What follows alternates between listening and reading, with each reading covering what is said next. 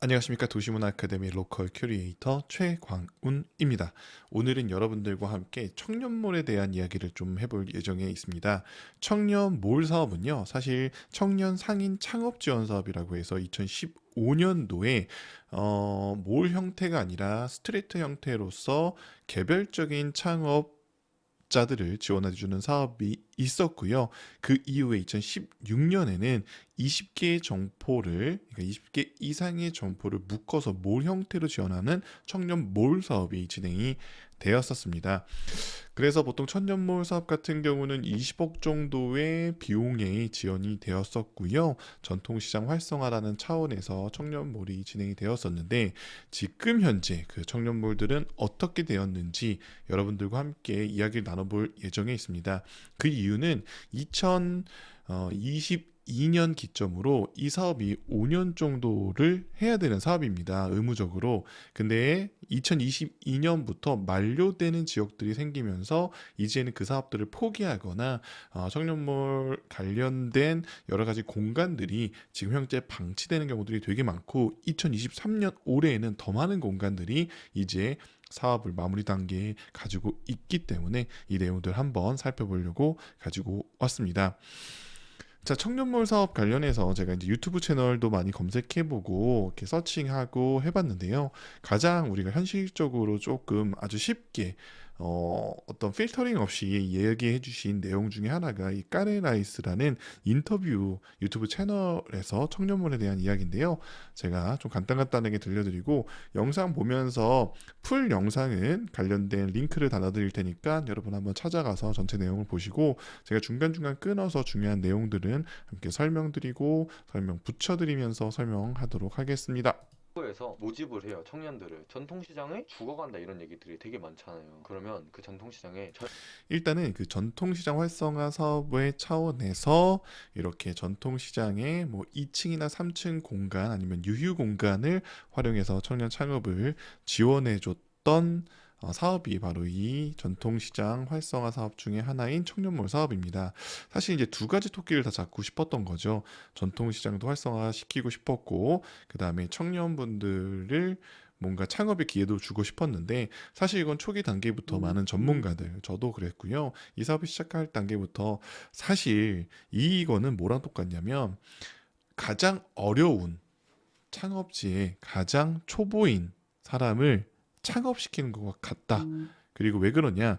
여기는 실질적으로는 창업의 경험이 있거나 한 분들은 입점을 할 수가 없어요. 공고 기준을 보면은 신규 창업자만 이 청년몰에 입점을 할 수 있습니다. 그래서 일단 구조적으로 성공하기가 조금은 힘든 스타트를 하고 시작했다. 젊은 피가 수혈이 돼야지 이 시장이 살아날 수 있다고 해서 나온 게 청년몰이에요. 그 청년몰은 그러면은 전통시장 안에 청년들이 장사할 수 있는 공간을 따로 마련해 주는 거예요. 그렇죠. 비교적 안 좋은 입지로. 여기서도 나오시죠. 비교적 안 좋은 입지로라고 얘기 말씀드렸는데, 그때 이제 해결책으로 누군가 저한테 말씀을 할 때 저는 그랬거든요. 20억 정도면요, 사실 번화가에 웬만한 건물 정도를 매입할 수가 있는 가격 정도가 되거든요.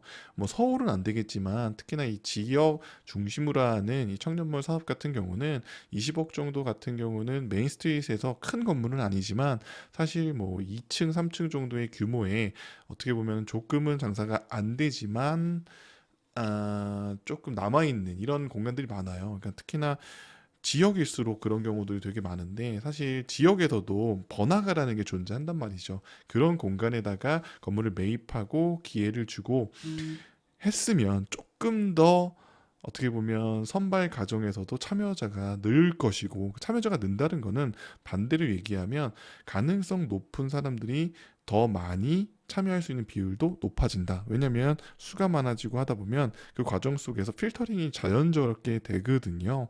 그렇기 때문에 그런 부분들이 좀 있었으면 좋겠다라는 얘기를 했었었는데, 물론 그게 다 그때는 먹히지 않았죠. 아니 잠깐 젊은 피를 네. 수혈하려면 좋은 네. 입술 줘야 되는 거 아니에요? 돈을 주긴 주니까 생색을 좀 내는 거죠. 그 정도. 그러니까 이분 같은 경우는 이제 경동시장에서 창업을 해서 청년몰을 2년 정도 운영하신 분인데요. 실제 이렇게 참여하시는 분들이 이런 얘기를 하시는 거죠. 사실 어떻게 보면은 두 가지 입장을 제가 좀 설명을 드리면, 정부에서는 어떻게 보면 지원을 해주는 입장이잖아요. 그게 금액이 작지가 않습니다. 1인당 뭐 2천만 원에서 4천만 원 사이를 뭐 인테리어 비용 포함이지만 지원해 주는데, 그럼에도 불구하고 그 감사함이 있는데, 사실 또 어떻게 생각하면 외부에 있는 그 청년이 아닌 분들 입장에서는 야, 저렇게 4천만 원 정도를 지원해 주는데 저 사업을 못 한다라는 불만을 갖기도 하는데, 또 참여자 입장에서는 제가 많은 청년몰 창업가 분들이나 대표님들 만나보면은 왜 지원을 더 안 해주냐라는 또 불만이 있어요. 또 근데 그걸 보면서 일반 창업가들, 나이는 청년이지만 그냥 일반적인 창업을 하신 분들은 야, 저 지원을 왜 해주는 거야? 우리는 지원 안 해줘도 우리끼리 잘하는데, 또 이런 불만도 있는 게 사실입니다. 너는 해내야지 청년이 아니냐.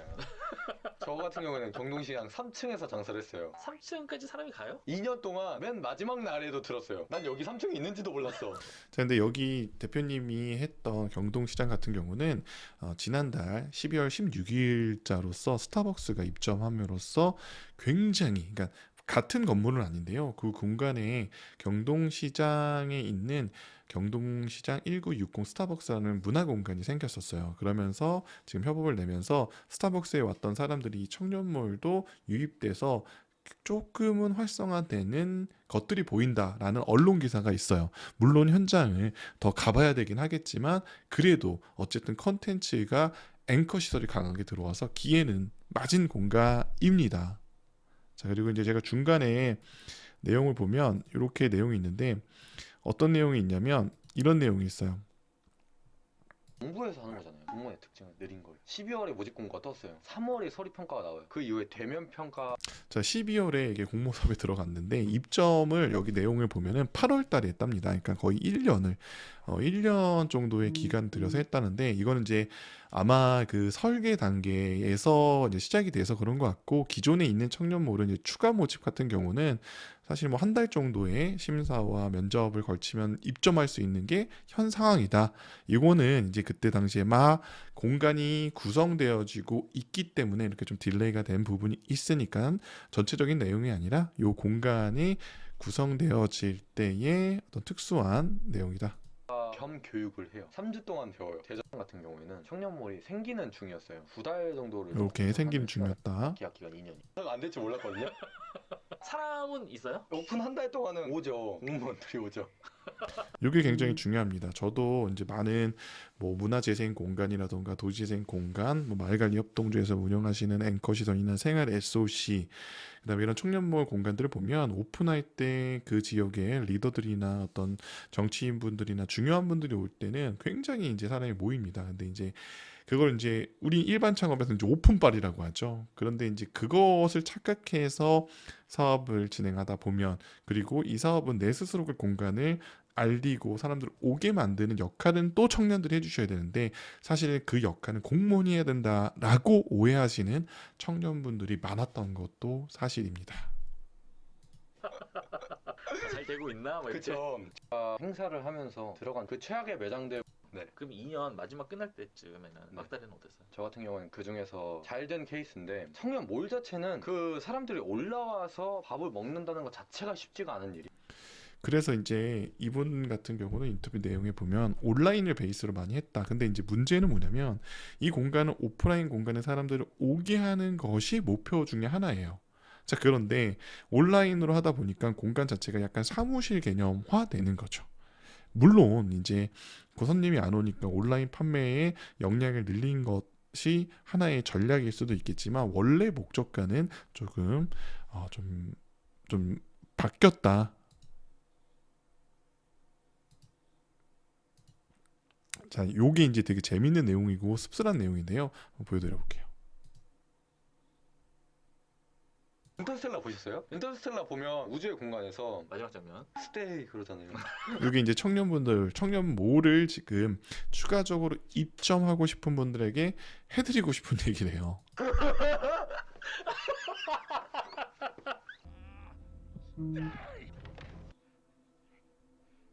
되게 씁쓸하죠. 약간 우픈 얘기인데요. 굉장히 이게 웃을 수 있는 얘기인지는 모르겠지만 진짜 이런 경우들이 현장에서 굉장히 많습니다. 그래서 여러분들 요거 한번 풀 영상 보시면 청년몰에 대한 내용들, 그리고 지금 우리가 2023년도에 전국에 있는 40여 곳이 되는 청년몰, 그리고 그 청년 창업과로 보면 약 700곳이 되는 700상점이 되는 이 공간들을 어떻게 이야기하고 다시 모니터링을 해야 되는지에 대한 고민을 해봐야 될 시점에 왔다. 그리고 그런 공간들을 지금 이제 많은 전문가들이 피드백하는 거, 어떻게 앞으로 전략을 짜야 되는지에 대한 내용을 이 TBS 시민 방송에서 또 한 몇 개월 전에 했던 방송이 있어요. 그래서 제가 쭉 보고서 요것도 내용 멘토링 좀 같이 달아드릴게요. 정부나 지방자치단체들이 재정 지원을 많이 하고 있는데 정작 이 청년들이 체감하는 고용시장은 이제 풀 영상은 여러분들 한번 찾아보시고 제가 산만하지 짜가 않습니까? 해드릴게요. 또 여기에 이제 젊은 창업자들을 지원하겠다는 청년몰 사업도 있었는데 이제 이게 만련이 돼요. 만료가 되면은 이 사실 제가 봤을 땐 포기하는 지자체가 굉장히 지금도 많고요. 이제 올해는 더 많기 때문에 오히려 의무기간 2018년도부터 시작했던 데는 아마 이 청년몰 사업들 잘 모니터링하고 진짜 전문가분들. 근데 여기서 전문가라고 제가 표현하는 분들은 어떤 분들이냐면 제가 좀 이따 얘기할 건데 이 패널 분들이 얘기하는 것들에 제가 조금 뭐 반대하는 건 아니지만 이런 생각을 반대로 생각을 해주셔야 된다라는 좀 의견을 같이 달아보면서 영상 한번 만들어 볼게요. 근데 이게 올해가 고비라고요? 네, 그렇습니다. 2017년에서 2018년물들이 그러니까 올해부터 의무 유지 이렇게 기한이 만료가 끝나 됩니다. 근데 안 돼서 안 됐어 아주. 6개월도 못 간 사람이 접은 사람이 많아요. 그걸 처음에는 지인들이 와서 팔아주니까 되겠지 하는데 지인들이 팔아준 것도 한두 번이지 안 돼요. 자, 근데 이게 또 한편으로는 뭐냐면 지인들이 팔아주는 건 한두 번으로 안 돼요라고 하는데 지인들도 안 사먹는다는 뜻이 되죠. 반대로 생각하면 그만큼 어떻게 보면 우리 이 정부 정책에 대한 문제점이기 전에 이 상품에 대한 준비가 부족했던 것도 스스로 조금 우리가 인정해야 되지 않을까, 청년 창업가분들이. 저도 이제 창업가이긴 하잖아요. 그래서 창업을 하기 위해서 저 같은 경우는 사실 장사를 배우기 위해 동대문에서 약 2년 정도를 새벽 시장에서 일했어요. 뭐 아시는 분들도 알겠지만 정말 가장 기본적인 일이죠. 가장 기본적인 일이고 그 당시에 이제 제가 대학교를 다니다 보니까 새벽 시장에서 이제 일을 했었어요. 그러다 보면 많은 분들이 대학생들은 이거 오래 못해 힘들어서, 정말 근데 힘들어서 제 인생에서 가장 날씬할 때가 그때거든요.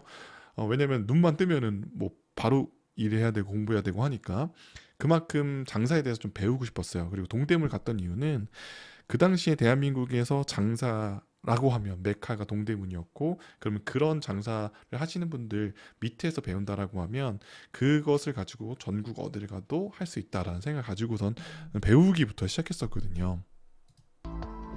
청년들에게는 창업 기회를, 전통시장 상인들의 이게 이제 오픈할 때는 좀 이런 모습들이 많죠. 저도 이제 천안의 청년몰의 사업에 함께 뭐 여러 가지 부분에서 좀 참여한 부분들이 있었는데, 그때도 그래서 제가 사실 그걸 담당했던 상권 활성화 뭐 팀장님이나 단장님과 굉장히 마찰이 많았었어요. 그분들 입장에서는 그냥 넘어가 이런 것이었고, 저는 안 된다. 어떻게 보면 제가 약간 모난돌이 그런 역할을 했었어요. 왜? 저도 청년이었고 뻔히 결과가 보였거든요. 그래서 제가 이제 딱 이제 몇 년이 돌아봐서 지금 시점에서 얘기할 수 있는 거는, 그때 당시에 제가 얘기했던 대로 지금 현재 그분들 중에서 남아있는 분들은 제로, 그리고 심지어 빚을 진 분들이 훨씬 더 많죠. 그런데 놀랍게도 그때 사업을 담당했던 분들은 더 좋은 자리로 가거나 아니면 오픈 때 했던 그 성과를 가지고, 그런 게 너무 안타깝습니다.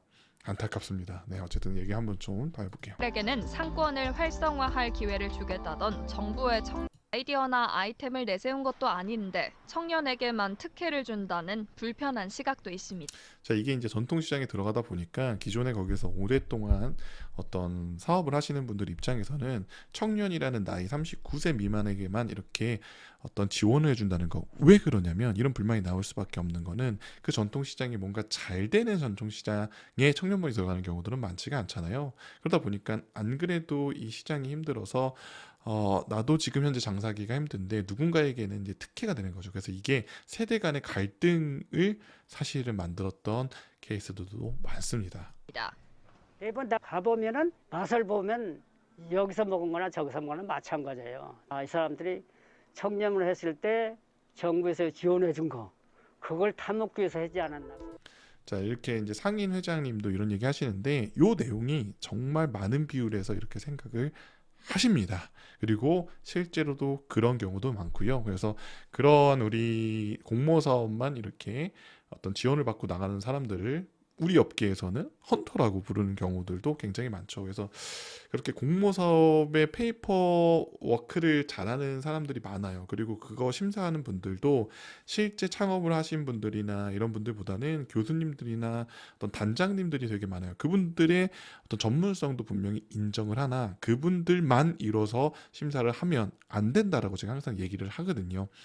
어떻게 보면 아주 소상공인 창업을 했던 저 같은 창업가나 저랑 비슷한 경력을 가진 창업가들은 심사위원으로 갈 수가 없는 구조를 가지고 있어요. 그래서 이런 것부터 먼저 풀어야지 현실적인 청년분들이 정말 도움을 받을 수 있는 창업이 되지 않을까라는 좀 생각이 듭니다. 서울 최초의 청년몰 2와 52번 여기도 이제 굉장히 많이 나왔던 사례인데요. 지금 현재는 뭐 거의 다 폐업했다라고 보시면 될 것 같고요.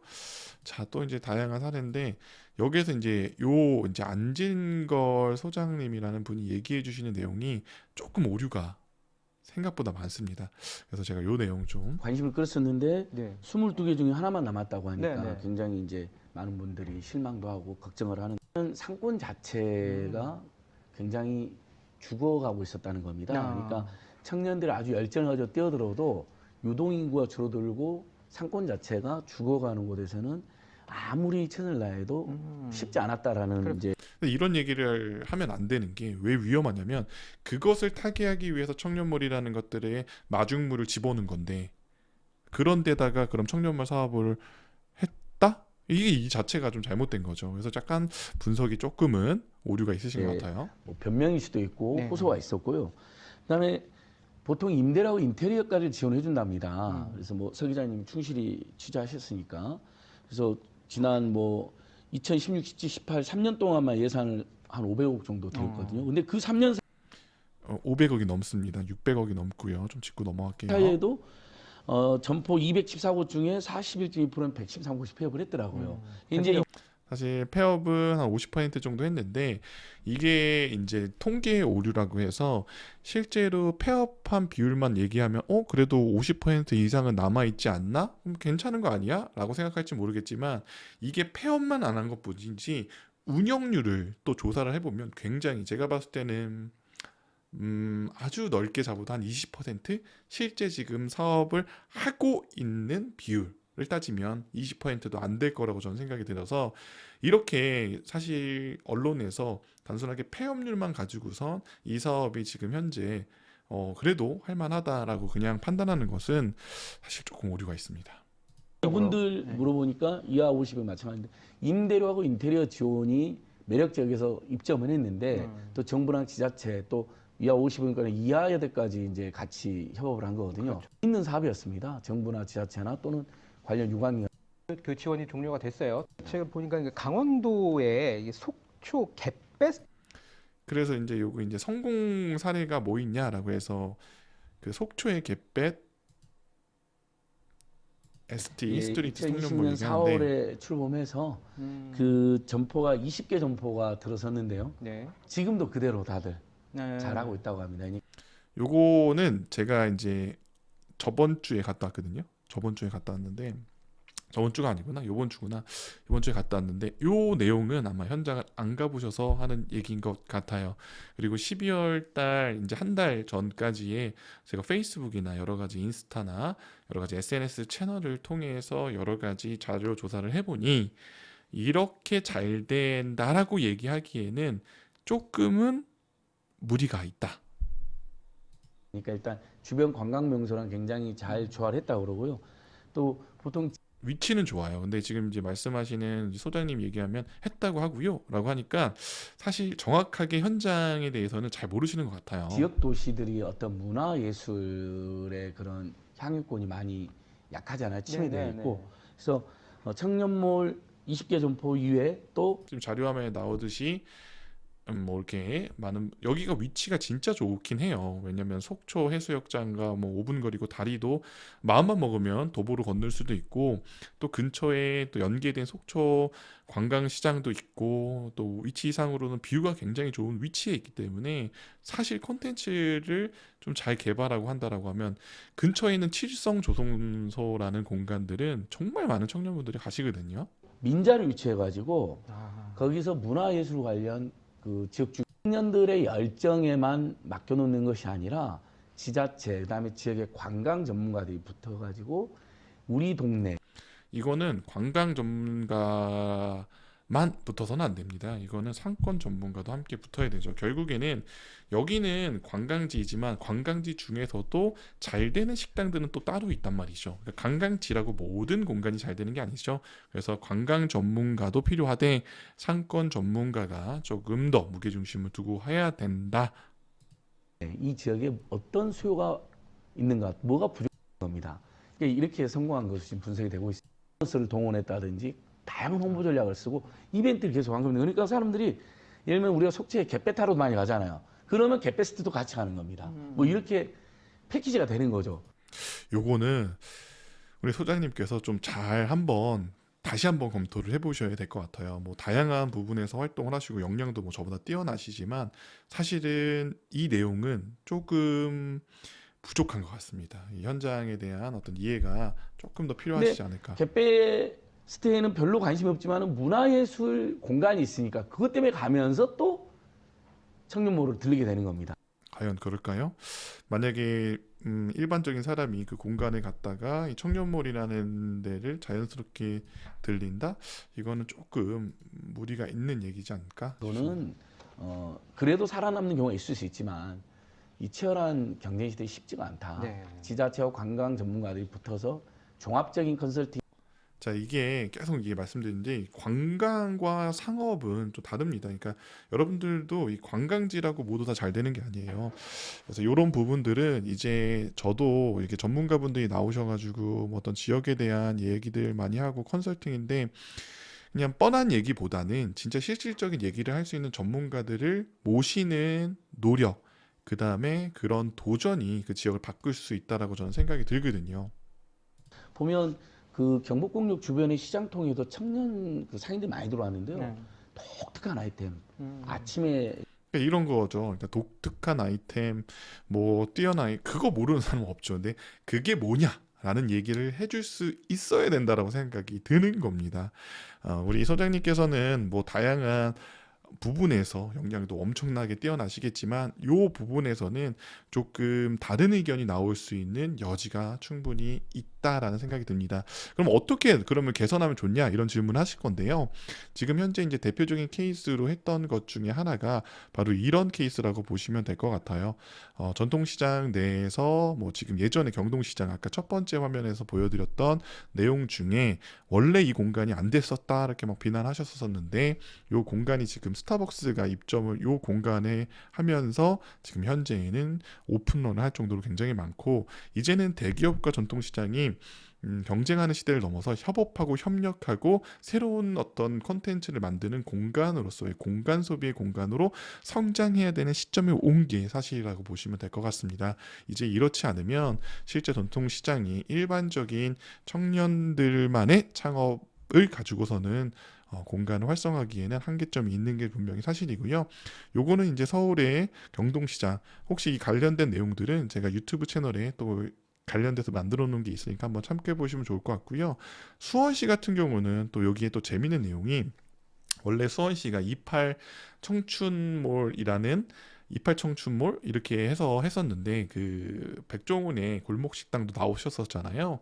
근데 이제 모두 20팀이 다 패점을 했었는데 지금 올해부터는 우아한 형제도 있잖아요. 여러분들 많이 쓰시는 배달의 민족을 운영하는 회사인 우아한 형제들과 수원시가 이렇게 MOU를 맺어가지고 교육 컨설팅 및 브랜딩 전략을 한다라고 합니다. 이제 이런 사업들이 결국에는 살아남는 사업이 되지 않을까라는 좀 생각이 듭니다.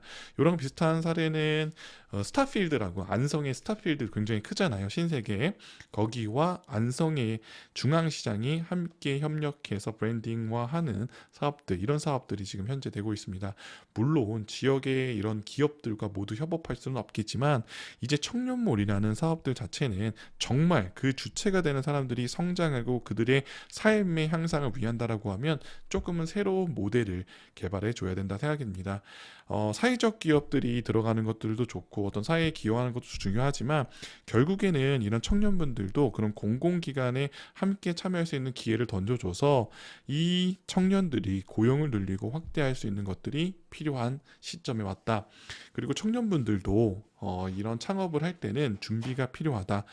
우리 정부가 지원을 안 해줘서 홍보를 안 해줘서가 아니라 그렇다면 이걸 스스로 어떻게 타개할까. 그리고 청년몰 사업 중에 오해하시는 것 중에 하나가 여기에서 오랫동안 장사를 하고 싶어서 뭐 여러 가지 했는데 2년 뒤에 만료가 돼서 나간다.